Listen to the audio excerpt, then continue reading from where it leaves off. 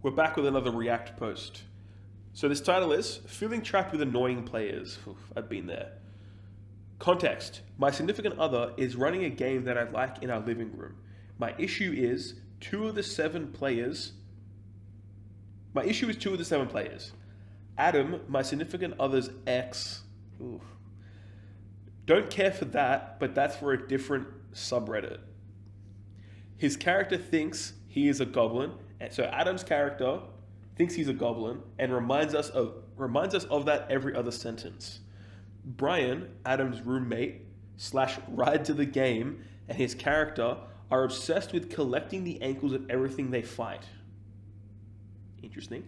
Both of their jokes started minimally amusing, but have gone more stale with each retelling.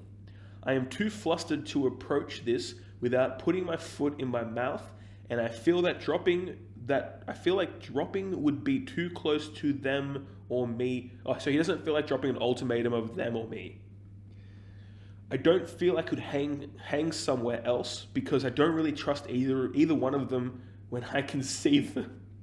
So he doesn't trust them, but he lets them into his house. It's kind of weird. I really would like some anonymous stranger to give me suggestions. Update. Everybody, including the DM, felt the same, and that was the push to start things with a personal talk with the problem players. We boiled the issue down. They were attempting to turn the game from average straight into something akin to Monty Python 5th edition. Thank you everybody for your input. It did me great service being able to look at my issue from different angles you all provided. Good ending. I also think there's some contextual things that you need to think about, like particularly, I'm probably being too much of a Redditor here, but if you don't trust these people with the sentence of, wait, I'm trying to find the sentence. If you don't trust them by saying, I don't feel I could hang somewhere else because I don't really trust either of them, even when I can see them, they probably shouldn't be in your house. Okay, comments. Okay, this person, Master Wudong, great name.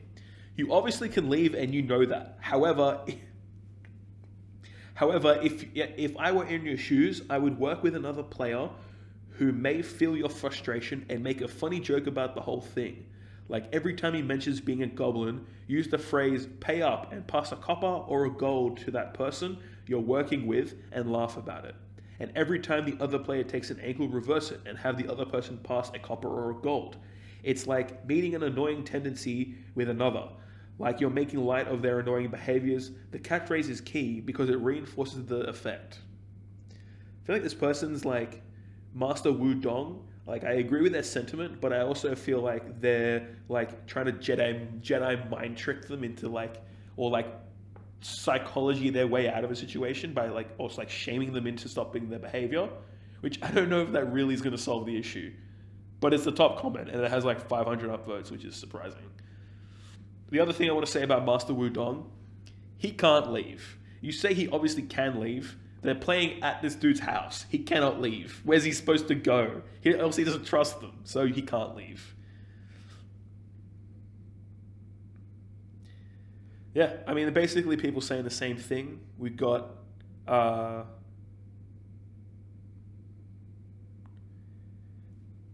don't know how I got here. Okay. So we have Misfit Owl. Says, maybe I'm weird, but I really don't see an issue with collecting ankles. As a DM, I would let my players do that. I might even get in on the fun and try to make them part of the campaign. Kind of feels like they could be used for some kind of wacky necromantic construct. Look, I feel like that's like making lemonade out of lemons, or lemons out of lemonade, whatever.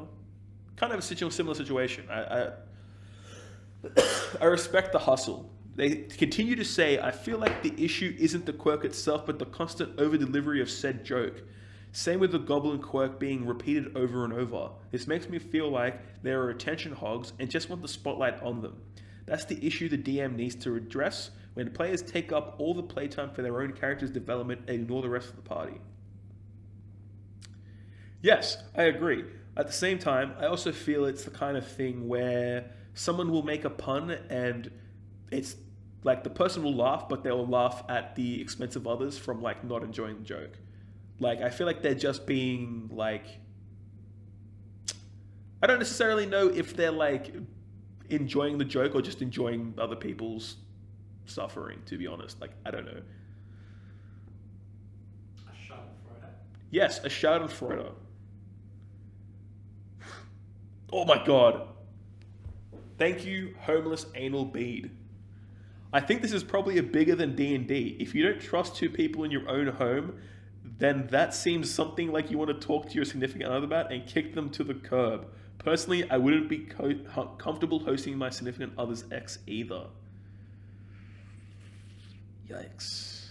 Okay, well, the OP commented on that. They say, I feel less like an asshole having the same feeling, but yes, that can of worms is for another subreddit. Okay, it's a bit of an anticlimactic post. There's another person says, I don't know, man, probably just handle it here. A simple, hey, I felt like it was okay with this. Yeah, whatever, I'm not reading this guy. Yeah, it's dumb. I don't know why you do that.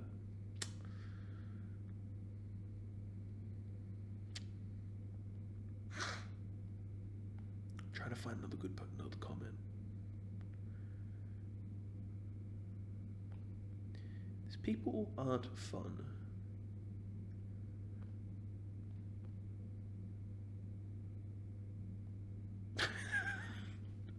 Okay.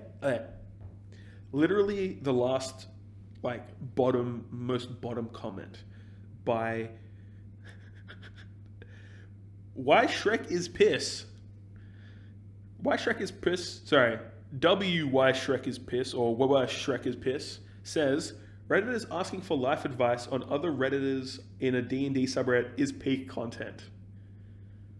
Yeah, it's pretty peak content. You know, I think Shrek is piss has said some controversial things in his day, but he's right on this.